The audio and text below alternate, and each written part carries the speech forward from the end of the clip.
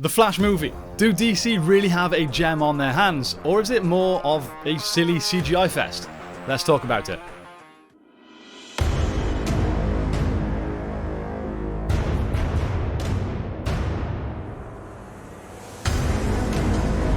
What are you?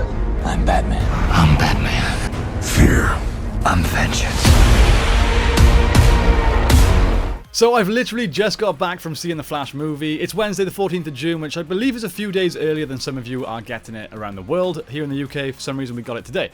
Anyway, I didn't take a notebook, so this is straight from memory. I'm going to ramble on. This is going to be a completely spoiler-free review, by the way. If you want to know my review with spoilers, I'll upload a second one that you can go and check out. I'll be talking about all sorts of things, story, plot points, and cameos. You're going to want to hear about that.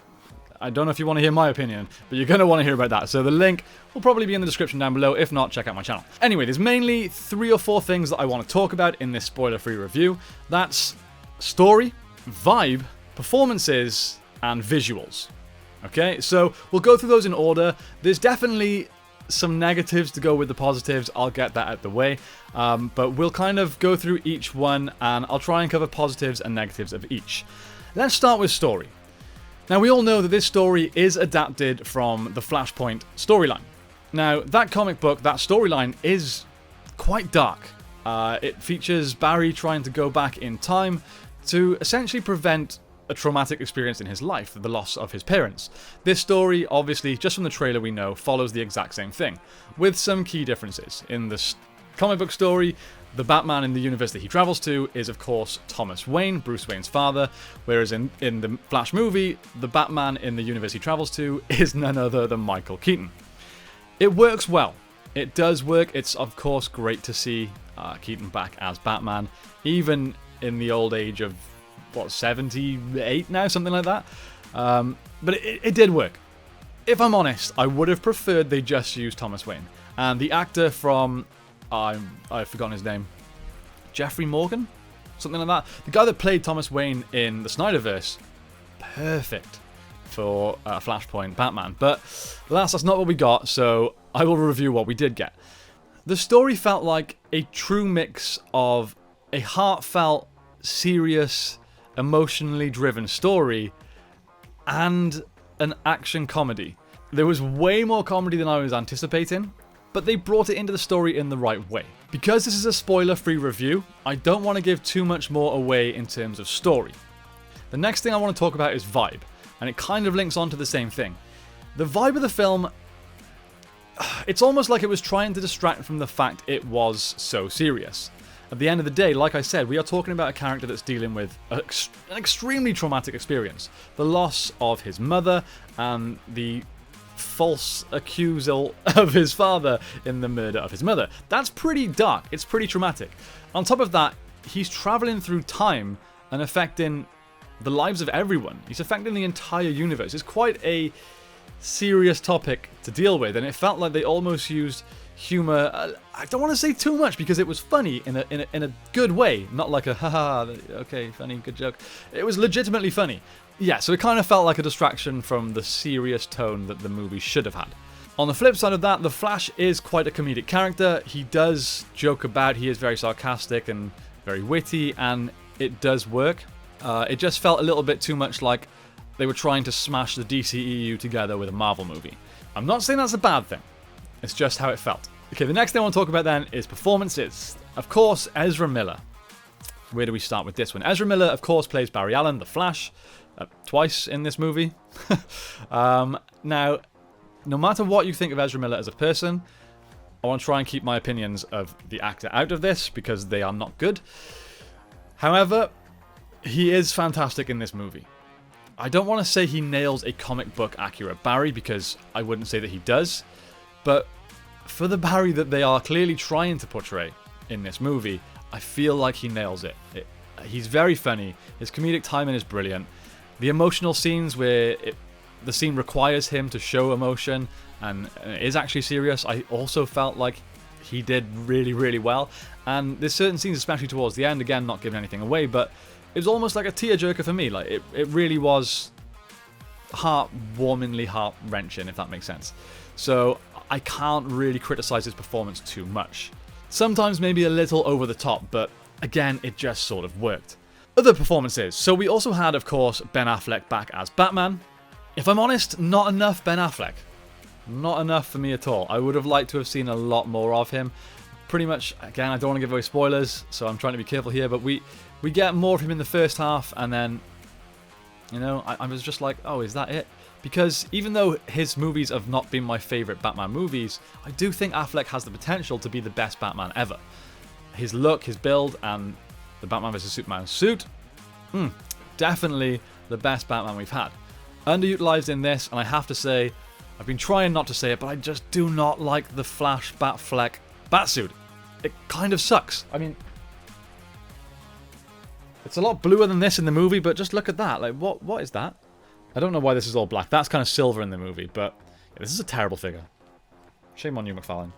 So yeah, hard to really say that's a criticism of a performance, but not enough Batfleck. The scenes that he was in, he didn't feel the same Batman as in the other movies he's featured in to me. It felt like almost a different version. There was a very funny scene with a certain cameo, which again I'll talk about in my spoiler review, but I very much enjoyed that. But overall, I kind of feel like apart from this one scene that I'm not talking about, I'm not even sure that Ben Affleck would have filmed a scene in the Batsuit. I feel like it was all CGI. I really do. Maybe just they took this part of his performance and just like overlaid it onto a CG model. That's how it felt. While we're talking about CGI, oh no, I can't do that. Right, Michael Keaton. Let's go back to that. He's Michael Keaton, man. Like he's just great. He's Batman, right? He is Batman. Even in his aging age, he still portrayed the character of Batman very, very well. I don't know how I felt about his Bruce. Now, I'm sure most of you have seen the clip that was released, the full clip, a week or two ago, where they first come into contact with Bruce. So I'm going to talk about that, which I don't think is considered a spoiler. If you don't want to know about that, then maybe skip forward, even though it was already released a few weeks ago. But when they first meet Bruce, he has long hair and a long beard. That version of Bruce didn't feel Brucey to me. It didn't even feel like Keaton Bruce to me. It just felt like a different character.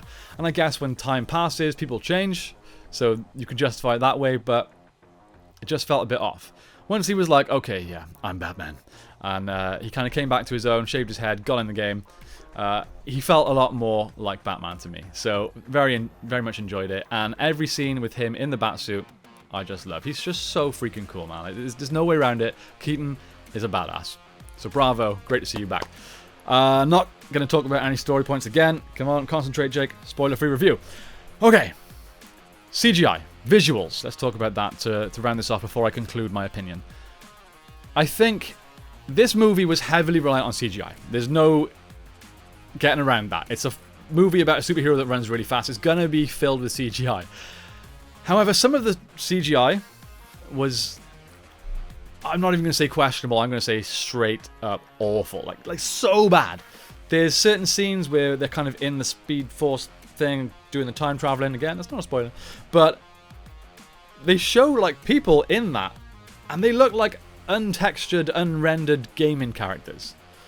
Like really bad. Really, really bad. And when we go to the spoiler review, and we talk about cameos and stuff, like, I'll expand on this, but... yeah, pretty much every character and actor that they show, some of them are just like random civilians and stuff, it just looks terrible.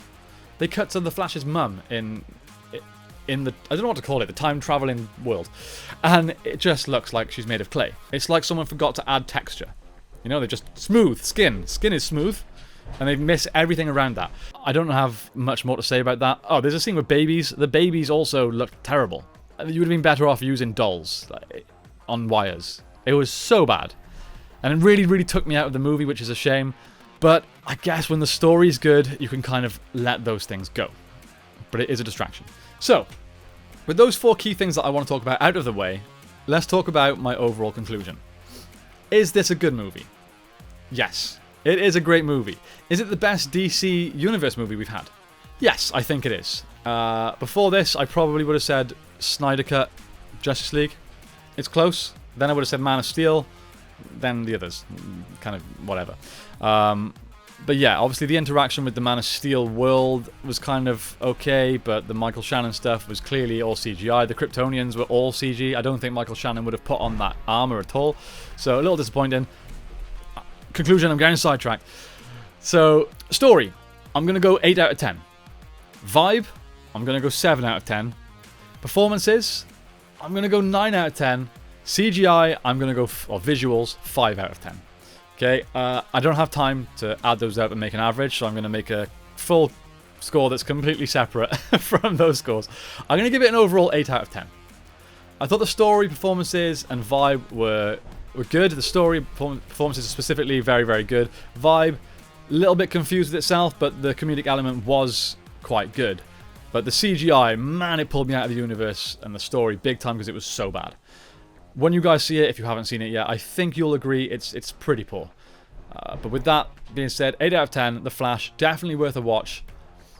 I'm going to go much more into depth about how I think this is going to go moving forward, and of course the cameos in my spoiler review, so if you've seen the movie or you don't care about spoilers, go and check that version out. I am sweating my butt off here. It's like 37.5 degrees in this room. Yep, that's right, and I have no fan on because it ruins the audio. See what I do for you guys? I suffer for these videos. Anyway, this has been a long time coming. I've been looking forward to watching this movie and making this review for like years now. It's finally done. It wasn't a disappointment, but it wasn't the masterpiece that was almost kind of promised in that initial hype. There we go. That's it.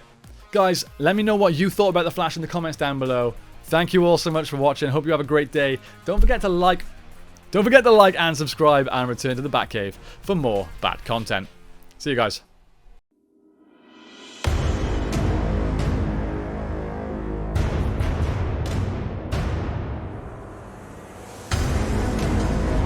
What are you? I'm Batman. I'm Batman. Fear. I'm vengeance.